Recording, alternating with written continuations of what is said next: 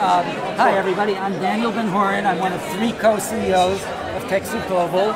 Dr. Laney Strange is the architect of our community-driven innovation program. TechSoup Global is a pretty large nonprofit, formerly Compumenter, when Jerry and Esther Dyson wrote about it back when the internet was young. A long time ago. And we have 220 employees, and we operate with partners in 40 countries.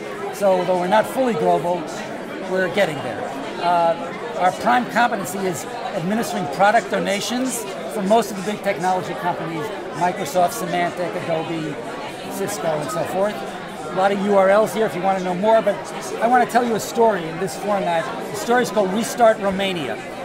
So what we think our secret sauce is, our special contribution is that we're a global network, we have a lot of global intelligence, we have resources, and we're always based on a relationship with a local entity that provides local intelligence and community embeddedness. In this case, the local affiliate, which was 2 people, got an audience with the American ambassador, started running down what it thought it could do. One of the things we do is administer challenges in a particular way. The ambassador said, that's the one, I want to do a challenge, and I want it about corruption.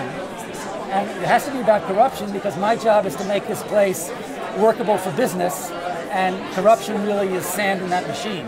So, could we possibly do something around corruption? We said we could try. The rap on Romania and most of that part of the world is apathy. That has been ground into people before the Soviet era and then afterwards. So people said this will never work. It worked incredibly well. We use social media intensively. The site's entirely in Romanian, of course, and we got 150 very, very good projects submitted, and this wasn't $100,000 prize money kind of thing, $5,000 to the winners, so it was really, you had to love what you were doing and really believe in it. That project was considered so successful that Ambassador Gippenstein got on the phone to 5 other ambassadors, and we're now going to do it in 6 countries with embassy support, or so it seems.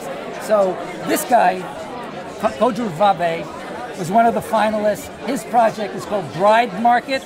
The idea was, if you're paying $5 for a service as a bribe, and I'm paying $4, you might as well go and pay $4. So how do you take a free market approach to bribery? Bid them down, reverse? Well, I think it's tongue-in-cheek, I think, but it's also, as long as you got to do it, you might as well pay the smallest bribe. So people love this project, and that's the kind of, I think, very local intelligence that you cannot surface from the United States if you don't work in a very embedded way in the community.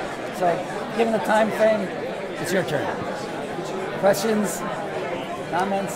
Ask about their software for humanitarian aid and for trials and evidence collection. And well, what Jerry's referring to is that the reason we're 220 people is, and have the revenue for that, is that we have a business model that provides about 90% of our revenue that consists of administering these product donation programs, and we have both Microsoft and very niche products in fields like encryption or human rights. So it's a real gamut from Microsoft Office to something that a small nonprofit might offer, that we can then give a small company might offer, that we can give a platform to. And our goal over time is to enable these projects in this room to replicate in a way that right now, in my view, is just that's the big block. There's no shortage of innovation, there's no shortage of great projects, but there's a project in Uganda doing the same thing as a project in Kenya, there's a project in Romania doing the same thing as a project in Croatia, and the best ones do not scale or replicate. We're trying to fix that. Any other comments that I can address, or that Laney can address? Thank you for everything you're doing, it's very cool.